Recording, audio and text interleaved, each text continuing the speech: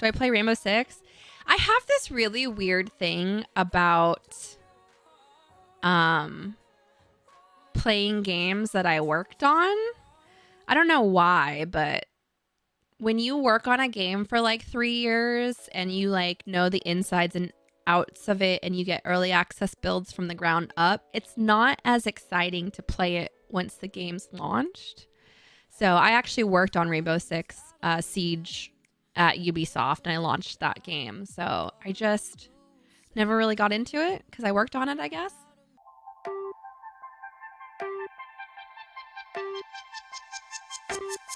Ear cuffs are open from the back. I looked up those SHP headsets and I don't know what you're referring to when you say ear cuffs are open from the back. It looks like this, like they just look like closed cups.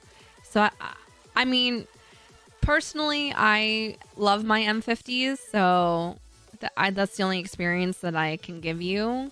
But I really like my headset.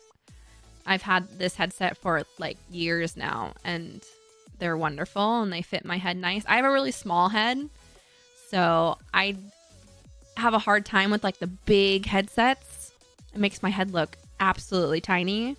So this is like a perfect size for me. Personally, I think it's a double-edged sword, right? When you're involved in something that you are passionate about as a hobby, it's really cool in the beginning, and then the line kind of gets blurred between work and what you used to do for like relaxation or entertainment, and then it kind of takes away the value from the entertainment side. Like, I don't know. I barely played video games other than the games I worked on, and it kind of made me sad. So streaming was actually a way for me to get back into gaming when I was working in the gaming industry, and I'm really glad I did because I love games. Would I ever work for a game developer again? Absolutely.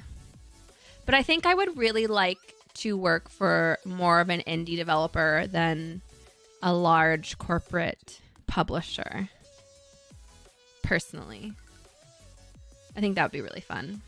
I mean, don't get me wrong, I was really nervous and overthought a lot, and it took a lot getting used to being in this position and like talking to yourself basically in front of a webcam and all that. But that's all stuff that comes with practice. The more you do it, the more comfortable you are, for sure.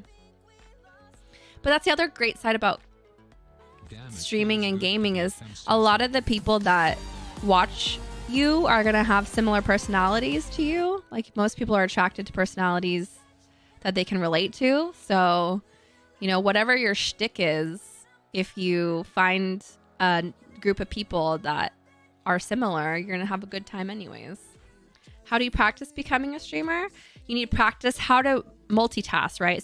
So being a streamer means you need to be able to play a video game and engage with your audience. You need to practice public speaking, being able to say your spiels, being able to pitch the Twitch Prime subs, being able to talk about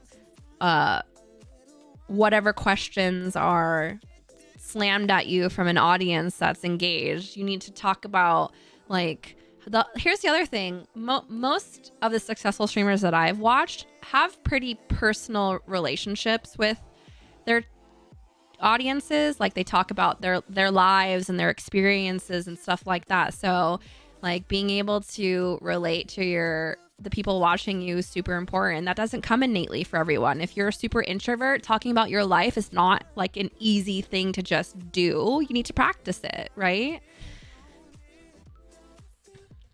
Having awareness of what you are doing and how you look on the webcam. Like, it seems silly and like obvious, but it's really not. A lot of people aren't super aware of how they come across on camera, and that's really important. Or maybe you're not a cam streamer. Maybe you're like a lyric and you don't have a webcam.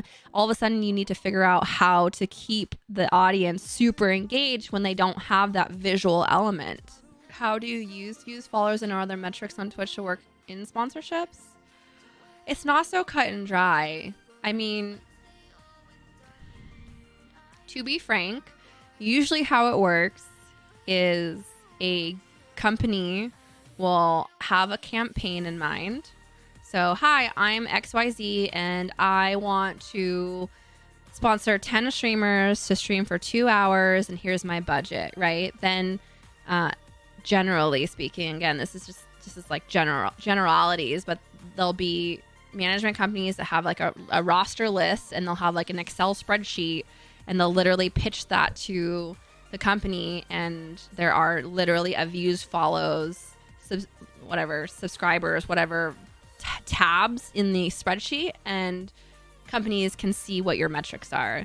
So definitely that's how companies choose which streamers to sponsor. But it's not, that's like the initial layer. And then you also see how many past sponsorships they do. Are they brand friendly? Can they do PG streams? Can they follow, directions? I know that sounds really stupid, but it's totally true. That was my biggest pet peeve when I was on the other side of the fence and hiring streamers. A lot of streamers don't follow directions. They don't follow directions, and it's very so that stuff's super important for sure.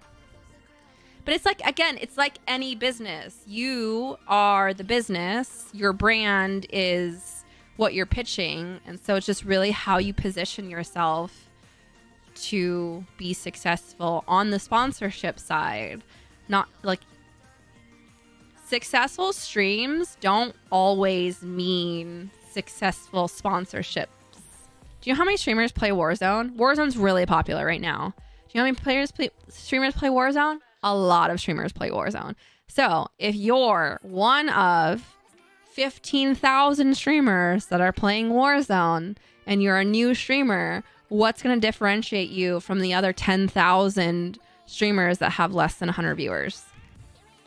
It's not the game, right? It's you. You're the difference. So it's not necessarily about the games you play. It's about you and your shtick. Are you really funny? Are you really good at the game? Do you have crazy good engagement? Do you do a lot of giveaways? Do you do streamer game, like sub games, viewership games? What's your shtick? That's going to differentiate you more than the game you play. It's not always about the game you play. I see a lot of people who actually play super niche games that have more success growing in that niche community than they do playing really popular ones. Sup, I'm new to Twitch. I've been trying to get affiliation, but haven't been able to get any games except Rocket League that don't lag my stream, and have been just chatting, and I've been really trying to get my stream to get some traction. What's your advice?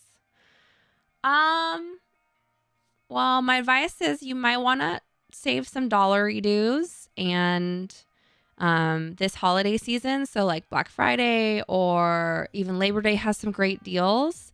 Sounds like you can maybe beef up your PC a little bit so you can run some more games. Definitely having a setup that can run the games that you want to play will help a lot.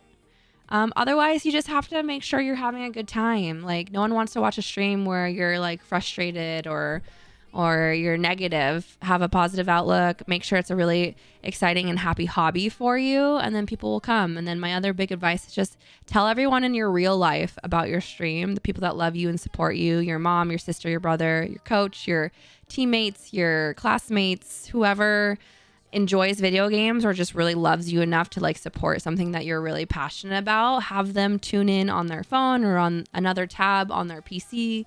Whatever it is, those extra like 5 viewers will help bump you up in the directory.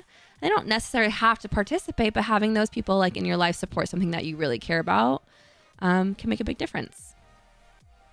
What's my favorite game? I actually don't know. I don't have like favorite games or any entertainment property really. I really enjoy like super cinematic single player experiences. So like The Last of Us 2 was really fun for me this year. I'm really excited for Cyberpunk 2077. I love BR games. Competitive multiplayer games have always caught my attention. I love shooters for sure. Yeah, I like a little bit of everything. Nothing like gets me happier than a really good like puzzle game. We just sat down and put like 25 hours into this really adorable, super fun indie game called Spiritfarer. So I play a little bit of everything for sure. I've always had more of a variety channel with like an emphasis on one game. But even right now, like Warzone's a little for me. All the like messed up metas have made me a little sad. So now that they have announced the new installment, I think I might chill on COD. I've been having a really good time. The Rogue Company, that's super fun. Really fast paced.